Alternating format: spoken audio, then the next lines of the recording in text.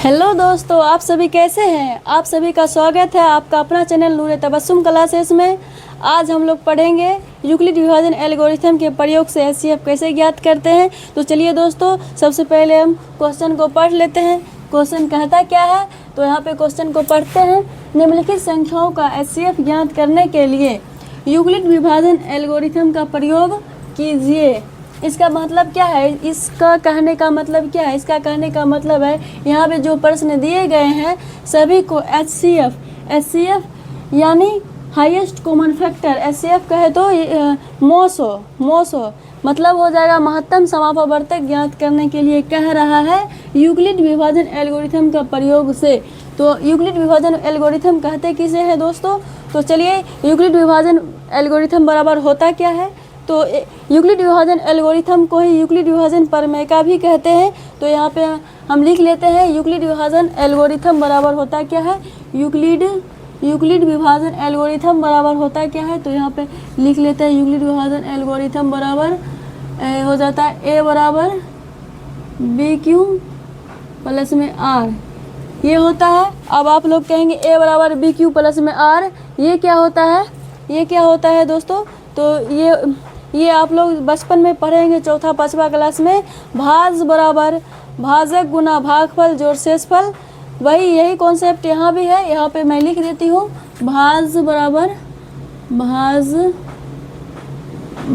बराबर भाजक गुना भागफल जोड़ शेष यानी शेषफल। शेष आप सभी चौथा पाँचवा क्लास में पढ़े थे। अब फिर से इसे समझ लेते हैं। ये भाज की जगह पे क्या है, ए है, यानी भाज की जगह पे ए है तो भाज बराबर ए हो जाएगा। भाजक की जगह पे क्या है, बी, यानी भाजक की जगह पे बी है तो भाजक बराबर बी हो जाएगा। भागफल की जगह पे क्या है, क्यू है, तो भागफल की जगह पे क्यू है तो भागफल बराबर क्यू हो जाएगा। प्लस शेष की जगह पे क्या है, आर है, तो आर है तो शेष की जगह पे आर हो जाएगा। ठीक है, आप लोगों को समझ में आया। कोई दिक्कत भी है, कोई दिक्कत नहीं है। तो चलिए, आपने इस कॉन्सेप्ट को समझ लिया। अब चलते हैं अगले कॉन्सेप्ट। ये अगला कॉन्सेप्ट होता है zero less than equal to R less than B. इसका कहने का मतलब क्या है दोस्तों। इसका कहने का मतलब क्या है, इसका कहने का मतलब है b जो है ना, b हमेशा r से बड़ा होगा और r जो हमेशा b से छोटा होगा। और r जो है 0 से बड़ा या 0 के बराबर होगा। r कभी भी माइनस में नहीं होगा, यानी शेषफल कभी भी माइनस में नहीं होता है। समझ में आया दोस्तों। आपने इस कॉन्सेप्ट को समझ लिया। कोई दिक्कत भी है, दिक्कत नहीं है तो क्लियर है, आपने इस कॉन्सेप्ट को भी समझ लिया। तो हम आगे चलते हैं, क्वेश्चन नंबर पहला सॉल्व करते हैं। क्वेश्चन नंबर पहला क्या कहता है, 135 और 225। तो प्यारे दोस्तों, यूक्लिड विभाजन एल्गोरिथम के प्रयोग से बनाने के लिए बड़ी संख्या को a मानते हैं, छोटी संख्या को b मान लेते हैं। यहाँ पे बड़ी संख्या 225 है, छोटी संख्या 135 है। तो यहाँ पे सबसे पहले हम लिख लेंगे हल। प्रश्न संख्या 1 है तो 1, यहाँ पे a बराबर बड़ी संख्या क्या है 225, तो 225 हो जाएगा। b बराबर छोटी संख्या क्या है 135, तो 135 हो जाएगी। अब यहाँ पे एक और कॉन्सेप्ट है, b से a में भाग लगाते हैं, मतलब छोटी संख्या से बड़ी संख्या में भाग लगती है। तो अब चलते हैं यूक्लिड विभाजन प्रमेय का से। यहाँ पे लिखेंगे यूक्लिड विभाजन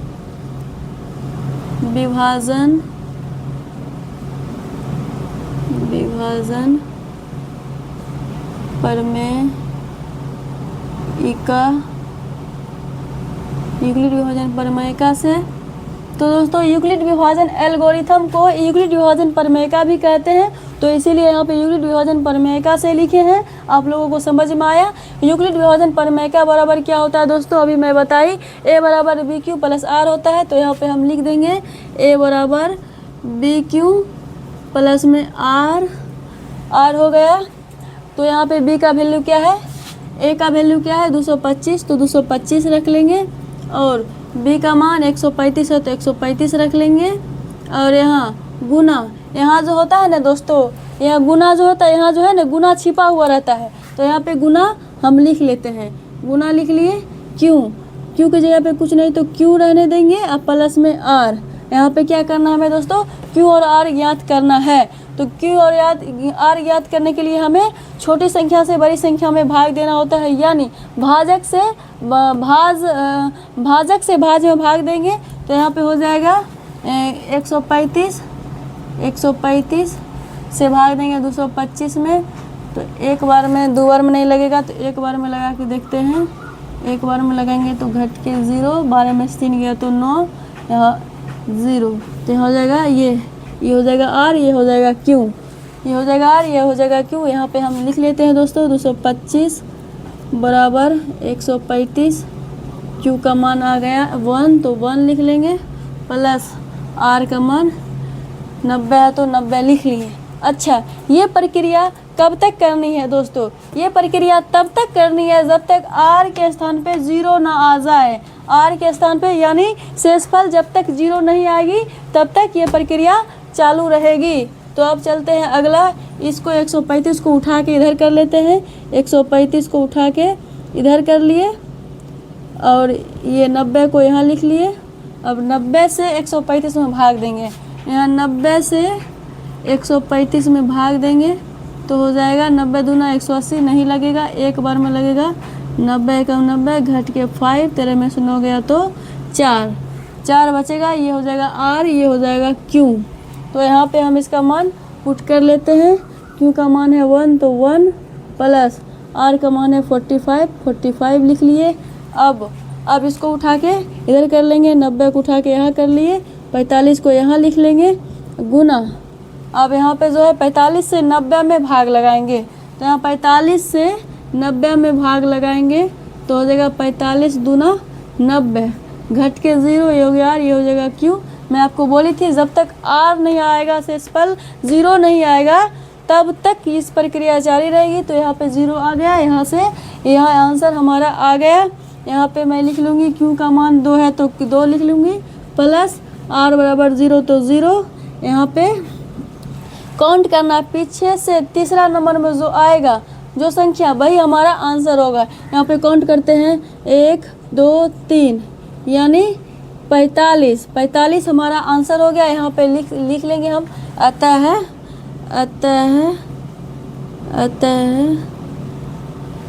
135 और 225 का HCF बराबर 45, यही हमारा आंसर हो गया। ये दोस्तों अब हम सॉल्व करते हैं क्वेश्चन 2। यहाँ सबसे पहले लिख लेंगे हल। क्वेश्चन नंबर 2 है तो 2, यहाँ बड़ी संख्याओं को a मान लेंगे तो 38,220 बड़ी संख्या है और b छोटी संख्या को मानना है तो 196 हो जाएगा छोटी संख्या। अब यहाँ पे लिखेंगे यूक्लिड विभाजन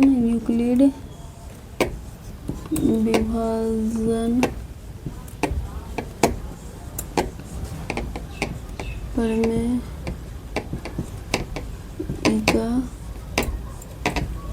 से। यूक्लिड विभाजन प्रमेय का बराबर होता है दोस्तों a बराबर बी क्यू प्लस में आर होता है। तो ए के मान यहाँ रख लेंगे 38,220 बराबर बी का मान हो जाएगा यहाँ 196। यहाँ गुना छिपा हुआ होता है, यहाँ पे गुना लिख लेंगे क्यू प्लस में आर।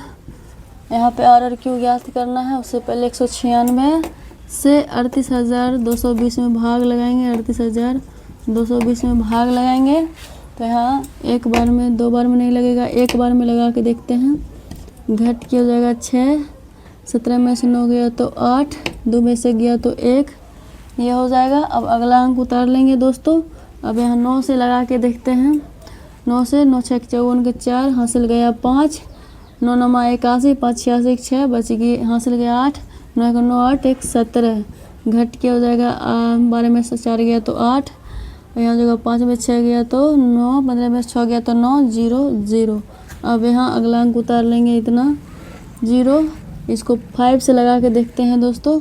6 5 30 के 0 हासिल गया 3, 5 9 45 3 48 का 8 हासिल गया 4, 5 4 9 घट के 0। ये हो जाएगा हमारा R, ये हो जाएगा हमारा Q। अब इसको इधर लिख लेते हैं दोस्तों। यहाँ हो जाएगा 38,220 बराबर 38,220 बराबर हो जाएगा 196, गुना में हो जाएगा Q का मान 195 प्लस R का मान 0। अब पीछे से काउंट करना है, पीछे से तीसरा नंबर जो आएगा वही हमारा आंसर होगा। यहाँ पे 1 2 3 3 यानी 196, ये हमारा आंसर हो गया। यहाँ पे लिखेंगे अतः 196 और 38,220 का HCF बराबर हो जाएगा 196, यही हमारा हो जाएगा आंसर। अब हम सॉल्व करेंगे प्रश्न संख्या 3। यहाँ सबसे पहले बड़ी संख्या को A मान लेंगे, छोटी संख्या को B मान लेंगे। यहाँ पे लिखते हैं सबसे पहले हल प्रश्न संख्या 3, A बराबर बड़ी संख्या B। यहाँ पे 867 और 255 है, इसमें बड़ी संख्या है 867 हो गया, छोटी संख्या हो गया 255।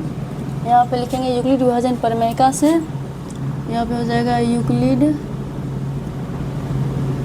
विभाजन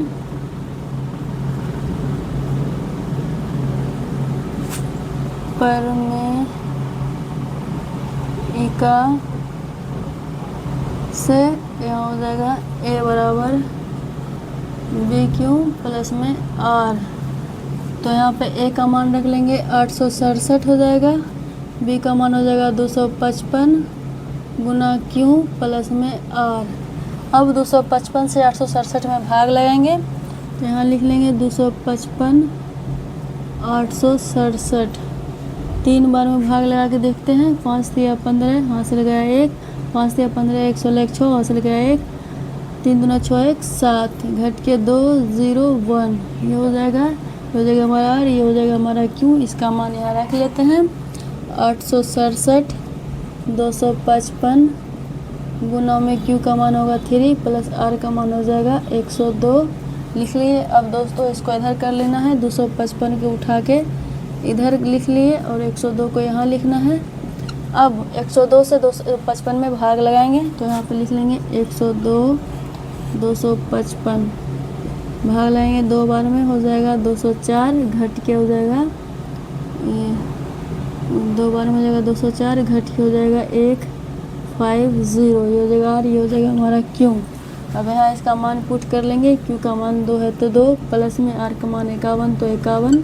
अब 102 को इधर उठा के लिख लेंगे और 51 को इधर रख लेंगे।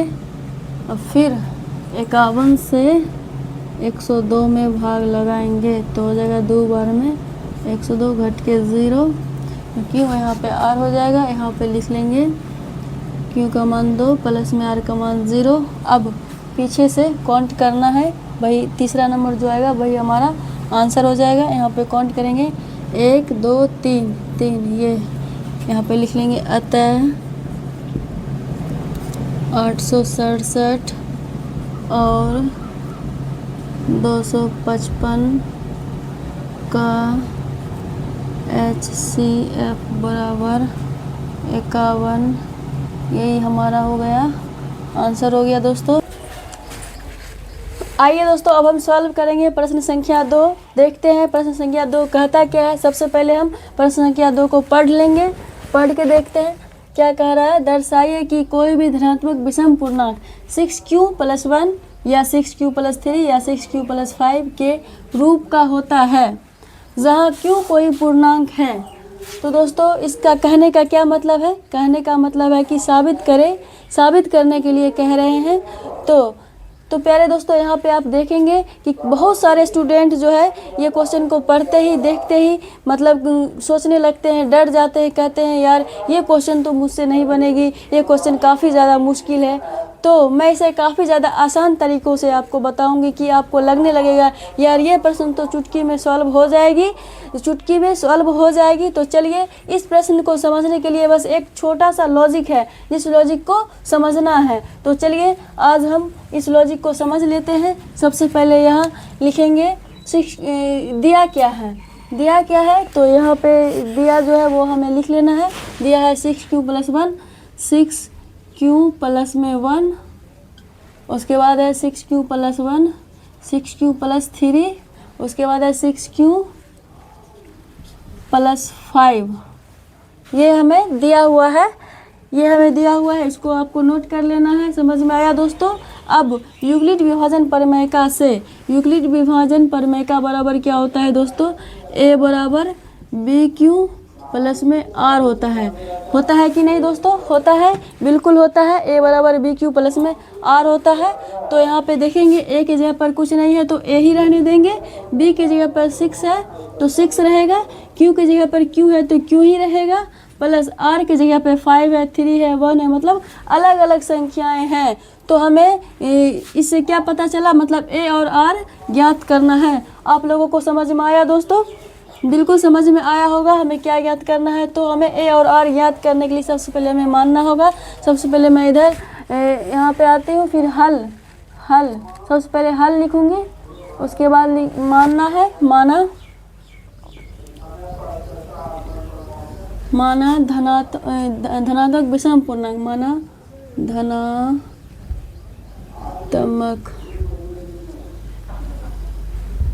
विषम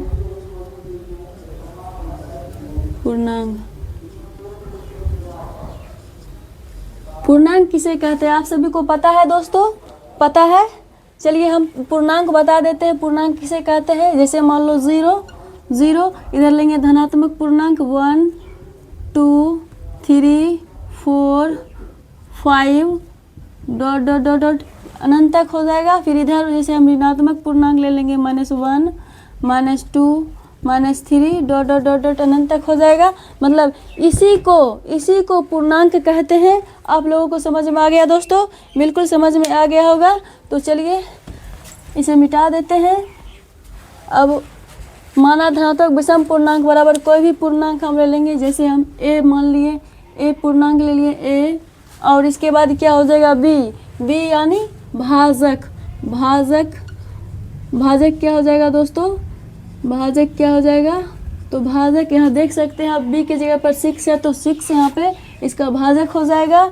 अब इसके बाद क्या होगा दोस्तों, r यानी शेषफल, शेषफल क्या हो जाएगा दोस्तों, आप सभी को पता है शेषफल क्या होगा, कि शेषफल हमेशा भाजक से छोटा होता है।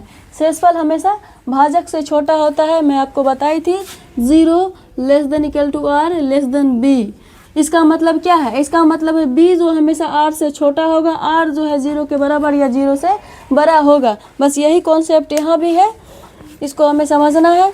जैसे भाजक जो है, भाजक 6 है ना, 6 से आप किसी भी संख्या किसी भी अंक में भाग लगाइएगा ना, तो उसका जो शेषफल आएगा, उसका जो r आएगा वो जो है हमेशा 6 से छोटा आएगा। जैसे मान लो किसी पूर्णांक हम ले लिए, 6 से भाग लिए, किसी पूर्णांक a ले लिए, इससे भाग लगाइएगा तो हमेशा वो भाजक से छोटा ही आएगा, शेषफल इसका भाजक से छोटा ही आएगा। तो यहाँ पे मैं लिख लेती हूँ 6 से छोटा कौन कौन सी संख्या हो सकते हैं।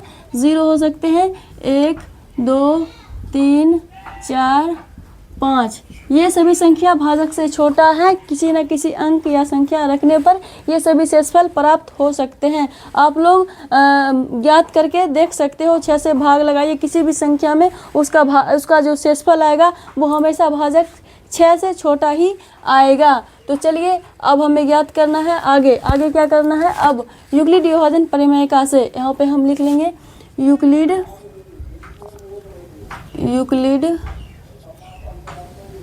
विभाजन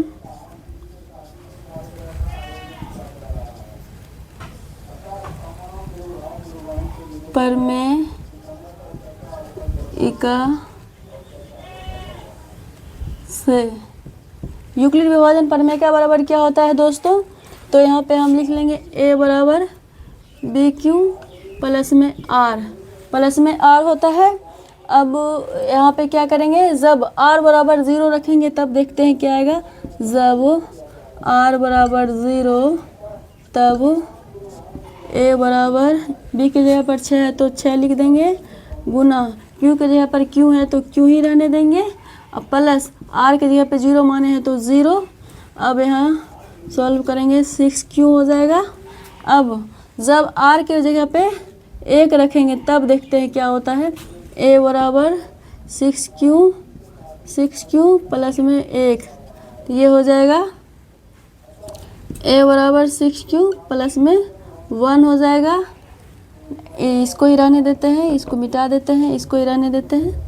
अब इसके बाद हो जाएगा a बराबर, जब a का मान लेंगे 2, जब r का मान 2 रखेंगे तब हो जाएगा a बराबर 6q प्लस में 2।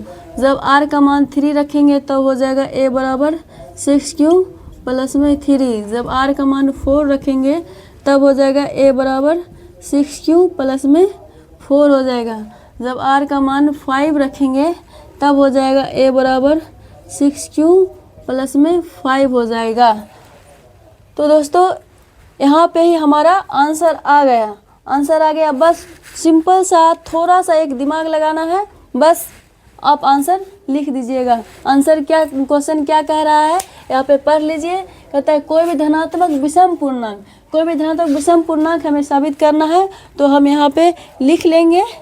तो हमें यहाँ पे लिखना है, यहाँ पे हमें देखना है, इसमें से ढूंढना है धनात्मक विषम पूर्णांक क्या क्या है, कौन कौन हो सकते हैं। ये 6q जो है ये 6 मतलब सम संख्या, 6 क्या होता है, सम संख्या होता है। ये नहीं होगा, इसे हम रहने देते हैं।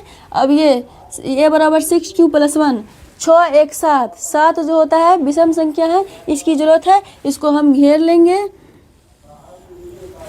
और ये a बराबर 6q प्लस 2, 6 2 8 होता है, ये सम संख्या है, ये सम संख्या की हमें ज़रूरत नहीं है, इसे हम रहने देंगे। अब ये अगला है a बराबर 6q प्लस 3, 6q प्लस 3 मतलब 9 जो है विषम संख्या है, इसकी हमें ज़रूरत है, इसको भी हम घेर लेंगे। अब आगे अगला 6q प्लस 4, 6 4 10, 10 यानी सम संख्या है, इसकी ज़रूरत नहीं है, इसको भी हम रहने देंगे। अब अगला 6q प्लस 5, 6 5 11, 11 यानी विषम संख्या है, इसकी हमें ज़रूरत है, इसको हम घेर लेंगे। तो इधर हम लिखेंगे अतः किसी क्या पूछ रहा है, कोई भी धनात्मक विषम पूर्णांक, अतः कोई भी धनात्मक विषम पूर्णांक धनात्मक विषम पूर्णांक 6q प्लस 1, 6q प्लस 3 और 6q प्लस 5 के रूप का होता है। ये देखिए दोस्तों, ये सॉल्व हो गया। कोई दिक्कत नहीं है, तो आप इसे उतार लीजिए। आइए दोस्तों, अब हम तीसरा प्रश्न को सॉल्व करते हैं। तीसरा प्रश्न पढ़ के देखते हैं कहता क्या है। तो चलिए पढ़ के देखते हैं। किसी परेड में 616 सदस्यों वाली एक सेना आर्मी की टुकड़ी को 32 सदस्यों वाले एक आर्मी बैंड के पीछे मार्च करना है। दोनों समूहों को समान संख्या वाले स्तंभों में मार्च करना है। उन स्तंभों की अधिकतम संख्या क्या है जिसमें वे मार्च कर सकते हैं। तो प्यारे दोस्तों, इसमें क्या निकालना है, आप लोगों को समझ में आया? नहीं आया? आया भी होगा, नहीं भी आया होगा, तो हम समझ लेते हैं। इसमें क्या रहा है, उन स्तंभों की अधिकतम संख्या क्या है जिसमें वे मार्च कर सकते हैं। तो यहाँ दोस्तों अधिकतम संख्या है, अधिकतम संख्या मतलब HCF मतलब हाईएस्ट कॉमन फैक्टर। कहे तो मोसो महत्तम समापवर्तक कह रहा है यहाँ पे ज्ञात करने के लिए। ये अधिकतम का मतलब यही होता है। यहीं पे अगर न्यूनतम होता है तो एलसीएम होता है, लॉस लघुत्तम समापवर्तक ज्ञात करना होता है। तो चलिए दोस्तों, यहाँ पे अधिकतम संख्या ज्ञात करने को कह रहा है, यानी एचसीएफ ज्ञात करना है हमें। तो चलते हैं। यहाँ पे एक बात और है दोस्तों, यहाँ पे ये नहीं कहा गया आप यूक्लिड विभाजन परिमेका का प्रयोग करके दर्शाइए या गुणनखंड विधि या भाग विधि। आप स्वतंत्र हैं, आप जो चाहे जो विधि यूज करके आप एचसीएफ ज्ञात कर सकते हैं, आंसर ला सकते हैं। तो हम लोग इससे पहले से पढ़ रहे हैं यूक्लिड विभाजन परिमेका से, तो इसको भी यूक्लिड विभाजन परिमेका से ही सॉल्व कर लेते हैं। तो चलते हैं। यहाँ पे सबसे पहले लिख लेंगे हल, और उसके बाद यहाँ पे जो है दो का वैल्यू दिया है 616 और 32। तो आप लोगों को पता है बड़ी संख्या को ए मानना है, छोटी संख्या को बी मानना है। तो बड़ी संख्या को मान लिया ए बराबर 616 और छोटी संख्या यानी बी बराबर हो जाएगा 32। यूक्लिड विभाजन परिमेका बराबर आप लोगों को पता है ए बराबर बी क्यू प्लस में आर होता है कि नहीं है भाई? होता है, बिल्कुल होता है। तो बस ऐसा ही लिखाएगा। यहाँ पे ए के जगह पे 616 लिख लीजिएगा और ये बी के जगह पे 32 और क्यू के जगह पे क्यू ज्ञात करना है तो क्यू लिख के ऐसे ही रहने, और भी ज्ञात करना है तो और ऐसे लिख लेते हैं। और हाँ, ये 32 और 616 में भाग लगाएंगे तो यहाँ पे देखते हैं क्या आता है। 32 से 616 में भाग लगाएंगे तो एक बार में लगेगा 32 एकम 32, एक से 2 नहीं घटेगा तो एक इससे पैंचा ले लेंगे तो हो जाएगा 11 में से 2 घटेगा तो 9 बच जाएगा, और यहाँ 5 में से 3 घटेगा तो 2। अब यहाँ 6 उतार लेंगे, 6 उतार लिए। अब यहाँ लगा के देखते हैं, अप्रोक्स 9 से लगा के देखते हैं क्या होता है। 9 से लगा के देखते हैं। 9 दूना 18, 18 का 8 हासिल गया 1, 9 तिया 27, 1 28। यहाँ घट हो जाएगा। 16 में से 8 घटेगा तो 8, 8 में 0 8, ये हो गया आर, ये हो गया क्यू। तो यहाँ हम लिख लेंगे 616 बराबर 32 गुना में क्यू का मान हो जाएगा 19 प्लस आर का मान हो जाएगा 8। अब दोस्तों इसको इधर लिख लेते हैं, इसको उठा के इधर कर लेंगे। 32 को इधर कर लिए और ये 8 को यहाँ लिख लेंगे। अब फिर से 8 से भाग लगाएंगे। 8 से 32 को भाग लगाएंगे तो 8 चौक 32 हो जाएगा, घट के 0, ये हो जाएगा आर, ये हो जाएगा क्यू। हमारा आंसर आ गया। यहाँ पे हो जाएगा गुना क्यू का मान 4 प्लस में 0। पीछे से काउंट करना है, तीसरा नंबर जो आएगा वही हमारा आंसर होगा। तो यहाँ पे काउंट कर लेते हैं 1 2 3, ये 8, यही हमारा आंसर आया। तो यहाँ पे हम लिख लेंगे HCF बराबर 8 आंसर। ये आंसर आ गया, ये क्वेश्चन सॉल्व हो गया। आप लोगों को समझ में आ गया होगा। तो आइए दोस्तों, अब हम सॉल्व करेंगे क्वेश्चन नंबर 4। सबसे पहले क्वेश्चन नंबर 4 को पढ़ लेते हैं हम। यहाँ पे क्या लिखा हुआ है, यूक्लिड विभाजन परिमेका का प्रयोग करके दर्शाइए कि धनात्मक पूर्णांक का वर्ग किसी पूर्णांक m के लिए 3m या 3m+1 के रूप का होता है। इसका कहने का क्या मतलब है? इसका कहने का मतलब है सिद्ध करिए किसी धनात्मक पूर्णांक का वर्ग किसी पूर्णांक m के लिए 3m या 3m+1 के रूप का होता है। तो चलिए दोस्तों हम सिद्ध कर लेते हैं, कोई दिक्कत नहीं है। तो यहाँ पे जो सबसे पहले जो दिया है उसको हम लिख लेते हैं। तो यहाँ पे दिया क्या है, 3m या 3m+1। यहाँ पे हम लिख लेंगे 3m और है 3m प्लस में 1। क्या कहता है, यूक्लिड विभाजन परिमेका के प्रयोग से। तो यहाँ पे यूक्लिड विभाजन परिमेका बराबर क्या होता है, a बराबर BQ प्लस में r। होता है कि नहीं है दोस्तों? होता है, बिल्कुल होता है। तो चलिए इसको हम समझ लेते हैं। a की जगह पे कुछ नहीं तो a ही रहेगा, b की जगह पे 3 है तो 3 रहेगा, q की जगह पर m है तो m ही रहेगा, r की जगह पे यहाँ 1 है, यहाँ पे कुछ नहीं है। तो हमें r और a का मान ज्ञात करना है। तो इसका मान ज्ञात करने के लिए मुझे क्या करना होगा, यह मानना होगा। सबसे पहले हम मान लेते हैं। यहाँ पे हम लिख लेते हैं हल। माना क्या मानेंगे, धनात्मक पूर्णांक का वर्ग। यहाँ पर मान लेंगे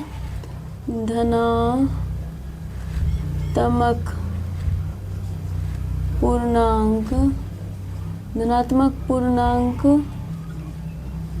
बराबर a मान लिए।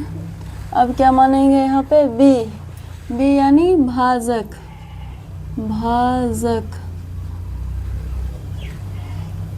भाजक क्या होता है दोस्तों, भाजक। यहाँ पे देख रहे हैं b के जगह पे 3 है, यही इसका भाजक हो जाएगा, b बराबर 3। अब हो जाएगा r यानी शेषफल। शेषफल इसका क्या हो जाएगा दोस्तों, तो आपको मैं बताई थी शेषफल जो होता है हमेशा b से छोटा होता है, भाजक से छोटा होता है शेषफल। जैसे कि आपकी कोई भी पूर्णांक ले लीजिए, कोई भी संख्या ले लीजिए, उसमें 3 से भाग लगा के देखिए, उसमें जो है ना भाजक से छोटा ही उसका शेषफल आएगा। जैसे हम भाग लगा के देख लेते हैं एग्जाम्पल, इसमें जो भाग लगाएंगे तो इससे छोटा, ये भाजक है ना, इससे छोटा ही कोई शेष आएगा। तो यहाँ पे हम मान लेते हैं भाजक से छोटा कौन से अंक होगा, 3 से छोटा पहले हो जाएगा 0, 1, 2, ये सभी इससे छोटा है, ये सभी अंक किसी संख्या से भाग लगाने के बाद ये आ जाएगा। आप लोग एक बार मतलब कि किसी भी संख्या ले उठाइए और 3 से भाग लगा के देख सकते हैं कि इससे छोटा आता है कि नहीं। आप देख लीजिएगा हमेशा जो है भाजक से उसका शेषफल छोटा ही आएगा। तो चलते हैं यहाँ पे लिख रहे हैं अब यूक्लिड विभाजन प्रमेय के प्रयोग से। यहाँ पे हम लिख लेंगे अब यूक्लिड विभाजन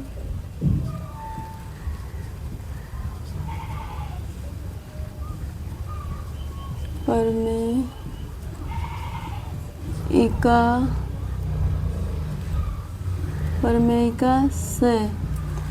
यूक्लिड विभाजन प्रमेयिका बराबर क्या होता है दोस्तों, a बराबर बी क्यू प्लस में r होता है। यहाँ पे a के जगह पे यहाँ पे जब हम r बराबर 0 रखेंगे तब देखते हैं क्या होता है। तो a बराबर a के जगह पे a बराबर b के जगह पे 3 है तो 3 रख लेंगे, 3 गुना में q के जगह पे q ही है तो q लिख लेंगे। यहाँ प्लस में r के जगह पे 0 रखे हैं तो 0 रख लेंगे। तो a बराबर 3q होगा। अब प्रश्न से क्या कहता है, वर्ग करने पर, तो यहाँ पे हम लिख लेंगे दोनों तरफ वर्ग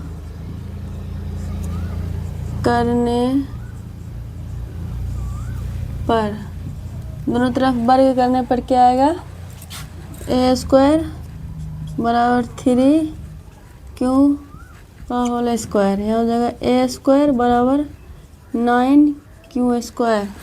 तो दोस्तों इसे आप गौर से देखिए, a² बराबर 3 गुना 3q² लिख सकते हैं कि नहीं, बिल्कुल लिख सकते हैं। 3 × 9 q² उतना ही आएगा, ऐसे हम लिख सकते हैं कि नहीं, लिख सकते हैं। तो यहाँ पे हम लिख लेंगे यहाँ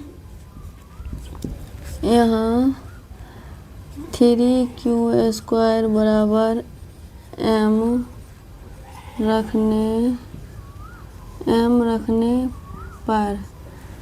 रखने पर हो जाएगा a² बराबर 3q² की जगह पे m रखेंगे तो m ये हो जाएगा हमारा समीकरण 1। अब हम जब r के जगह पे 1 रखेंगे तब देखते हैं क्या आता है। लिखेंगे जब r बराबर 1 तब क्या हो जाएगा, a बराबर b के जगह पे 3 है तो 3 लिख लेंगे, q प्लस में r की जगह पे 1 है तो 1 रख लेंगे। यहाँ पे हो जाएगा a बराबर 3q प्लस में 1। प्रश्न से यहाँ पे दोनों तरफ वर्ग कर लेंगे, लिख लेंगे दोनों तरफ वर्ग करने पर यहाँ पर हो जाएगा a² बराबर 3q + 1 का होल स्क्वायर। ये बनेगा। एक फॉर्मूला होता है दोस्तों, आप लोगों को पता होगा, a² नहीं a प्लस b का होल स्क्वायर बराबर होता है a² + b² + 2ab। यही फॉर्मूला पे बनेगा। तो यहाँ पे हम यूज़ कर लेते हैं a² ये नहीं चल रही है, यहाँ पे यूज़ कर लेंगे a² बराबर ये 3q का होल स्क्वायर प्लस 1 का स्क्वायर प्लस 2 गुना में a 3q हो जाएगा गुना में v a। इसको a मान लेंगे, इसको b मान लेंगे। ये फॉर्मूला पे रख के बनाना है आगे। यहाँ पे सेपरेट कर लेते हैं। a बराबर 3, ये हो जाएगा इसका वर्ग हो जाएगा 9q² प्लस इसका हो जाएगा 1 प्लस 3 6 एकम 6q। इसको हम ऐसे लिख सकते हैं 9q² प्लस में 6q, इधर एक को इधर कर लेंगे। अब यहाँ से कॉमन ले लेंगे, a² बराबर 3, यहाँ होगा 3 × 9 q² प्लस 3 × 6q। ये एक को बाहर लिख लेंगे। अब जो होगा यहाँ पे यहाँ 3q² प्लस 2q बराबर m रखने पर हो जाएगा यहाँ पे a² बराबर 3, इसके जगह पे m रखेंगे तो m प्लस में 1 है तो 1। ये हो गया समीकरण 2। अब यहाँ पे सिद्ध हो गया। यहाँ पे आंसर लिखना है। अतः किसी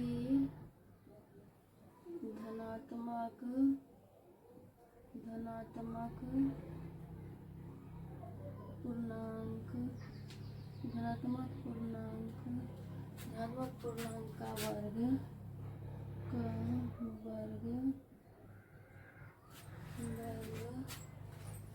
3m + 1 के रूप का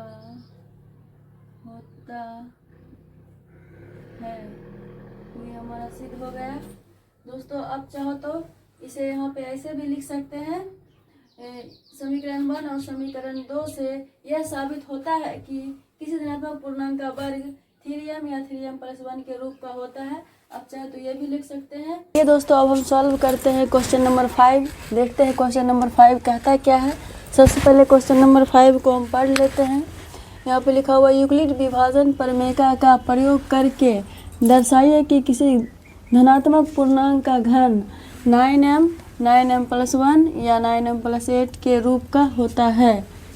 इस प्रश्न के कहने का क्या मतलब है? कहने का मतलब है इसे सिद्ध करना है।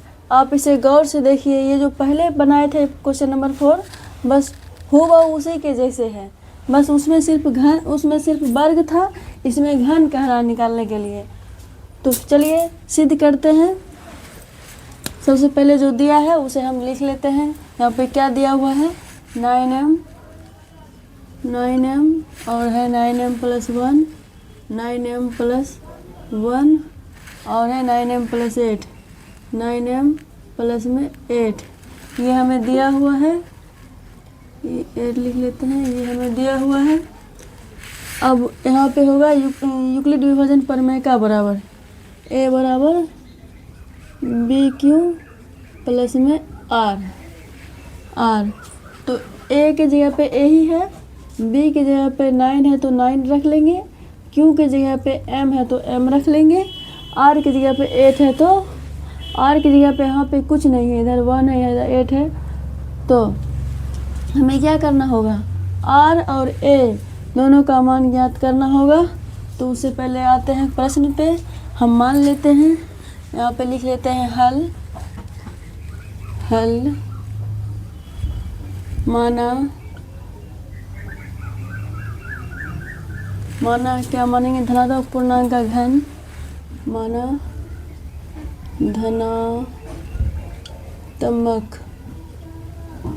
धनात्मक पूर्णांक का घन बराबर मान लिए ए मान लेते हैं।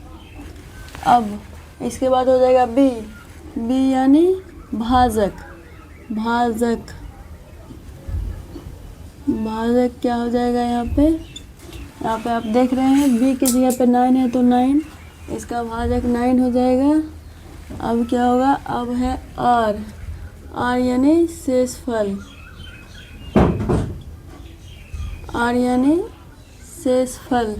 शेषफल क्या हो जाएगा। तो दोस्तों आप लोगों को पता है शेषफल जो होता है हमेशा बी से छोटा होता है, शेषफल जो होता है बी से छोटा होता है। जैसे आप कोई एग्जांपल ले लीजिए, जैसे हम 9 से किसी भी पूर्णांक किसी भी संख्या से भाग लगाएंगे तो हमेशा उसका जो शेषफल आएगा वो हमेशा 9 से छोटा ही आएगा। तो चलिए यहाँ पे हम लिख लेते हैं 9 से छोटा कौन कौन सा संख्या हो सकता है। 0 हो सकता है, 1 2 3 4 5 6 7 8 ये सभी हो सकता है। तो दोस्तों आप चाहे तो यहाँ पे 3 रख के भी बना सकते हैं, 999 है तो यहाँ पे 3 रख के भी बना सकते थे, लेकिन मैं 9 ही रखी हूँ। ये इसके 9 से छोटा 8 अंक आएगा। तो यहाँ पे मैं सॉल्व करती हूँ। यहाँ पे क्वेश्चन कहता है यूक्लिड विभाजन परिमेयका का प्रयोग करके, तो यूक्लिड विभाजन के परिमेयका का प्रयोग करेंगे। यहाँ लिखेंगे अब यूक्लिड विभाजन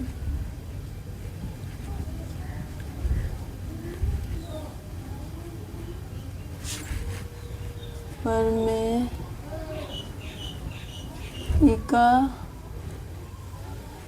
से यूक्लिड विभाजन परिमेयका बराबर क्या होता है दोस्तों, ए बराबर बी क्यू प्लस में आर होता है। यहाँ पे जब r बराबर 0 रखेंगे तब देखते हैं क्या आता है। जब r बराबर 0 तब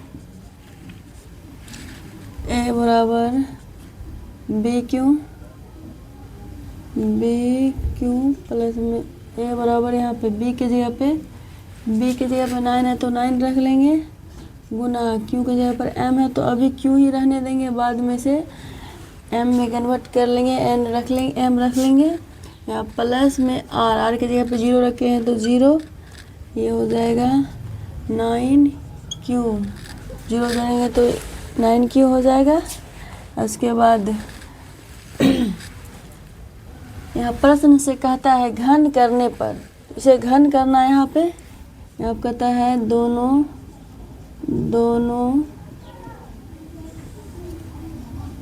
तरफ घन करने पर यह हो जाएगा a का क्यूब बराबर 9q का होल क्यूब, हो जाएगा a क्यूब बराबर ये हो जाता है 729 क्यूब, 9 का क्यूब हो जाता है 729 और क्यू पर क्यूब हो जाएगा।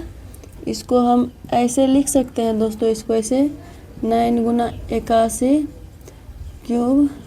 कोई दिक्कत भी समझने में तो कोई दिक्कत नहीं होगी, इसको हम ऐसे लिख सकते हैं। तो चलिए यहाँ पे लिखते हैं, यहाँ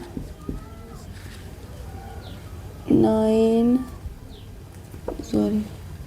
सॉरी यहाँ पे हो जाएगा 81 क्यू बराबर एम रखने पर, यहाँ पे एम रख देंगे तो हो जाएगा ए क्यू बराबर में 9, 81 क्यू की जगह पे एम रख दिए तो एम हो जाएगा, तो यहाँ पे एम, इसको हम मान लेंगे समीकरण 1, इसको समीकरण 1 मान लिए। अब चलते हैं जब r बराबर 1 रखेंगे तब क्या आता है, जब r बराबर 1 तब a बराबर b की जगह पे 9 है तो 9 रख लेंगे, q की जगह पे q प्लस में r की जगह पे 1 है तो 1, क्या हो जाएगा a बराबर 9q प्लस में 1, यहाँ पे हो जाएगा, इसको हम कर लेंगे घन, यहाँ पे क्या कहता है प्रश्न से घन करें, तो यहाँ पे लिखेंगे दोनों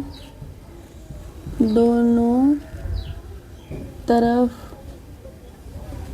घन करने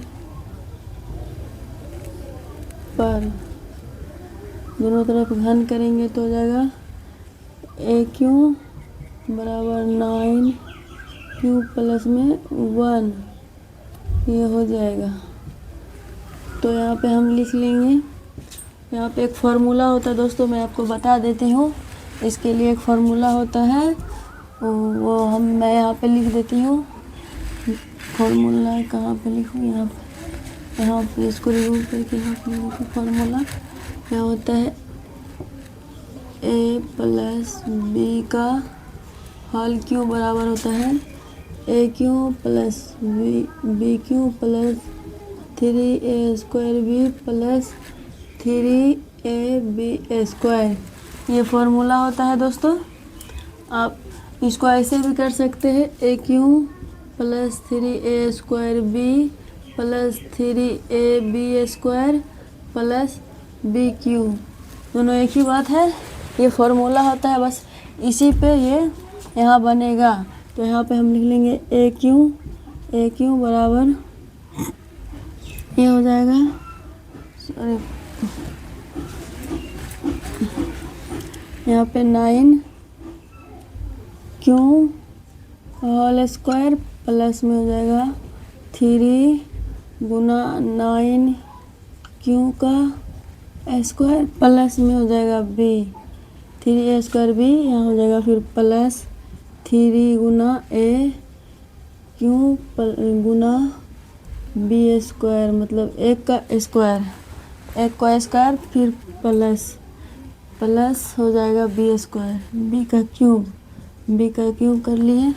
अब इसे यहाँ सॉल्व करेंगे, यहाँ हो जाएगा ए क्यू बराबर हो जाएगा 729 क्यूब 729 क्यूब प्लस में हो जाएगा यहाँ पे 9 का स्क्वायर हो जाएगा 81 यहाँ पे हो जाएगा, ये भी गुना में हो गई, 3a स्क्वायर भी होगा, इसीलिए यहाँ पर हो जाएगा 81 गुना 81 एकम 81 तिया 243 हो जाएगा, 81 तिया 243 Q square 243 Q square plus यहाँ पे हो जाएगा 9 होती है 27, एक का स्क्वायर 1 हो जाएगा तो यहाँ 27 क्यू, यहाँ हो जाएगा प्लस 1 का क्यूब 1 हो जाएगा।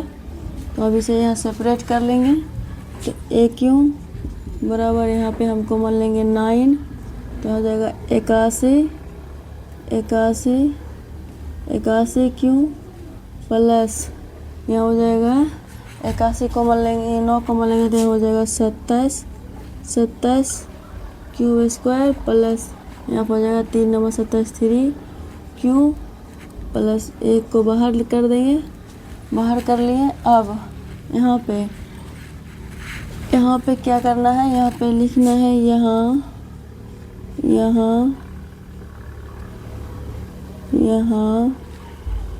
यहाँ 81 Q plus 27 Q square plus 3Q बराबर M रखने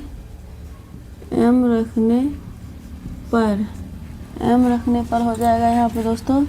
यहाँ पे लिख लेंगे AQ बराबर में हो जाएगा, इसकी जगह M रख लेंगे। यहाँ पे 9 है तो 9 लिख लेंगे, ये पूरे की जगह M रख लेंगे, प्लस 1 है तो 1, ये हो जाएगा समीकरण 2। अब जब R का मान 2 रखेंगे तब देखते हैं क्या आता है। R का मान 2 रख के देखते हैं, तो मैं इसे यहाँ पे हटा लेती हूँ।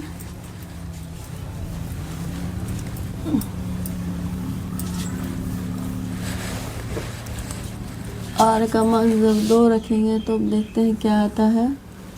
जब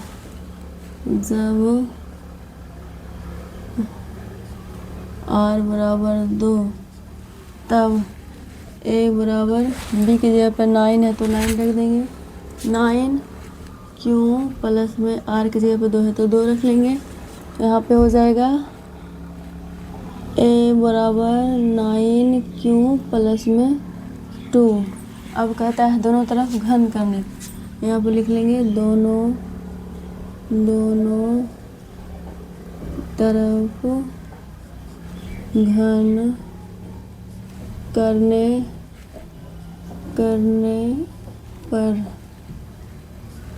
तरफ घन करने पर हो जाएगा A का क्यू बराबर 9Q प्लस में 2 का होल क्यू।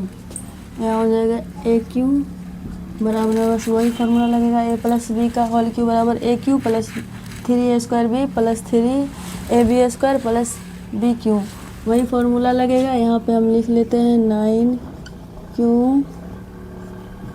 प्लस 3 गुना 9Q का होल स्क्वायर गुना में हो जाएगा B मतलब 2 प्लस यहाँ पर हो जाएगा 3 गुना 9Q गुना 2 का स्क्वायर, फिर हो जाएगा यहाँ प्लस हो जाएगा 2 का Q।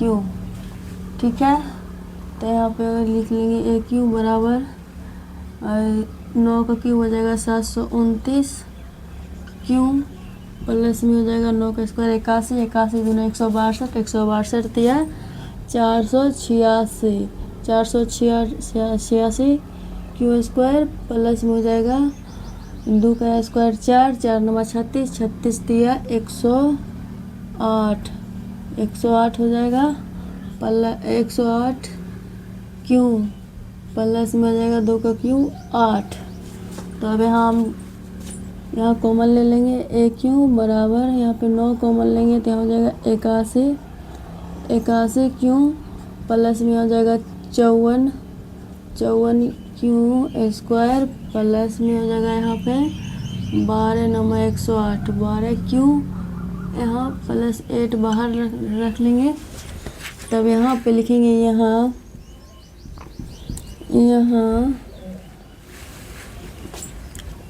81 Q plus 54 Q square plus 12 Q बराबर M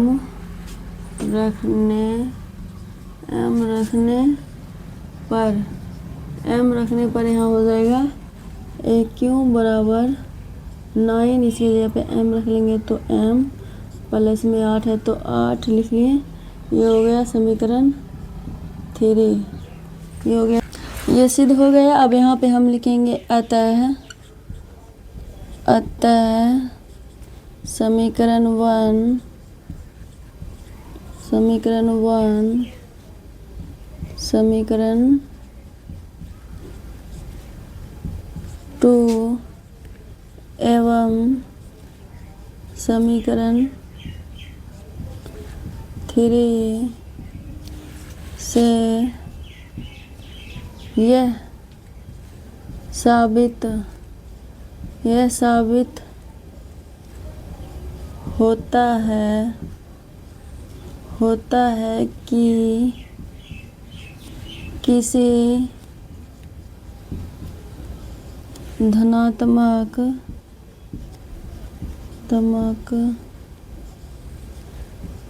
पूर्णांक का घन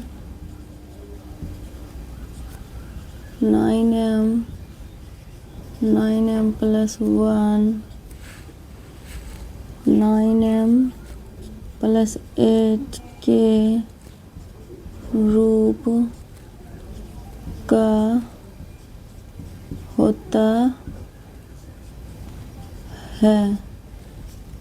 ये प्रूव्ड हो गया। तो चलिए दोस्तों, आज के लिए इतना ही। अगर वीडियो